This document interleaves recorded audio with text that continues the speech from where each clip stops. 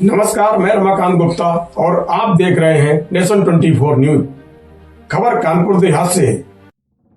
कानपुर देहात में उस वक्त हड़कंप मच गया जब एक विधवा महिला पेट्रोल की केन और माचिस लेकर पानी की टंकी पर चढ़ गई।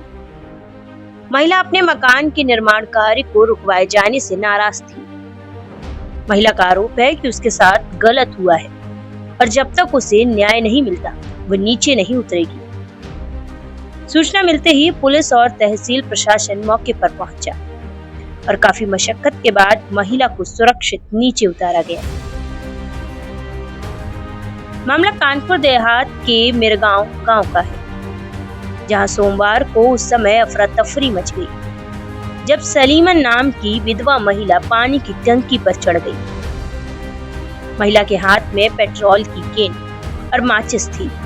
महिला अपने मकान के निर्माण कार्य को रुकवाए जाने से नाराज थी। बताया जा रहा है कि महिला गांव के बाहर गाटा संख्या 614 पर अपने मकान का निर्माण करा रही थी। आरोप है कि कुछ लोगों ने निर्माणाधीन जमीन को कब्रिस्तान की भूमि बताते हुए निर्माण कार्य रुकवा दिया।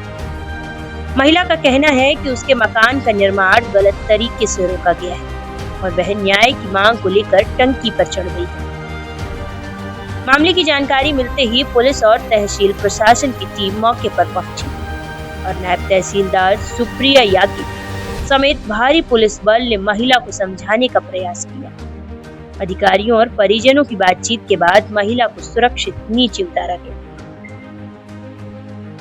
तहसील प्रशासन के मुताबिक वर्ष 2014 में गाटा संख्या 618 को कब्रिस्तान के रूप में दर्ज किया जाना था, लेकिन रिकॉर्ड में त्रुटिवश 618 की जगह 614 दर्ज हो गया। इसी गाटा संख्या 614 पर महिला मकान का निर्माण करा रही थी। शिकायत के बाद प्रशासन ने निर्माण कार्य रुकवा दिया था। क्या नाम है आपका? जी, हमारा नाम सलीमन है। सलीमन जी, क्या बात थी जो आज आपने पानी की टंकी पे चढ़ के ये किया था? जी, हम बहुत दिनों से, बहुत सालों से जा रहे हैं तहसीलदार, मेरी आज तक कोई प्रशासन ने सुनाई नहीं की है। किस बात की सुनाई? जी, हम बनाते हैं तो कब्रिस्तान कहते हैं, अन्य लोग जो बनाए बैठे हैं नहीं, कब्रिस्तान खाली नहीं करवाते, हमको बनवाने दिया जाता है। मेरा मतलब ये है, अगर कब्रिस्तान है तो उसको पूरा खाली करवाया जाए। कौन कह रहा है खाली करवाने के लिए? जी, मैं कहती हूँ कि अगर कब्रिस्तान की भूमि है तो उसको खाली करवाया जाए। क्या हमारे लिए प्रशासन ने क्या कानून बनाई है? नहीं तो फिर पानी की टंकी पर चढ़कर इस प्रकार से विरोध प्रदर्शन का क्या मतलब? जी, मुझे कोई न्याय नहीं मिल रहा था, इसलिए मैं हताश हो चुकी थी। इसलिए हमने सोचा कि अब कोई हमें फैसला जब नहीं मिल रहा है तो पानी की टंकी में पेट्रोल डाल के अपनी आत्महत्या करूंगी। किसने कहा था ये सब करने के लिए आपको? किसने कहा था? किसी ने नहीं कहा था, मैं परेशान हो चुकी थी ना, प्रशासन ने मेरी एक भी नहीं सुनी थी। ये तो लोकतंत्र में न्याय मांगने का और भी तरीके हैं, लेकिन इस प्रकार जी, मैं मांगती मांगती बहुत दिनों से परेशान हो चुकी थी। तो क्या लग रहा है आपको न्याय अब मिलेगा? अभी तक मुझे कोई न्याय नहीं मिला है।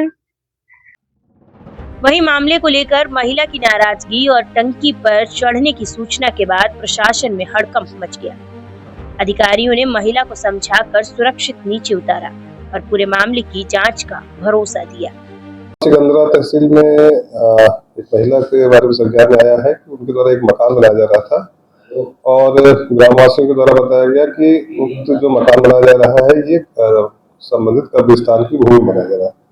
प्रारंभिक जांच में लेखपाल के द्वारा और कानून के स्तर से जब जांच हुई तो ऐसा पाया गया कि उनके द्वारा यह जो मकान बनाया जा रहा है वो कब्रिस्तान की भूमि में बनाया जा रहा था। इसके कारण उनको रुकवा दिया गया था। उसी विरोध में उनके द्वारा ऐसा किया गया, उनको समझा बुझा करके उतार लिया गया है, लेकिन प्रकरण को पुनः एक बार जांच करके आख्या देने के लिए एसडीएम को निर्देशित किया गया। फिलहाल महिला को सुरक्षित नीचे उतार लिया गया है।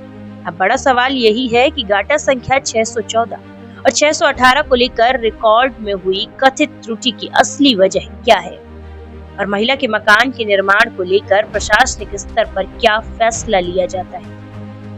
प्रशासन ने मामले की जांच कराने की बात कही है। कानपुर देहात से रमाकांत गुप्ता की खास रिपोर्ट।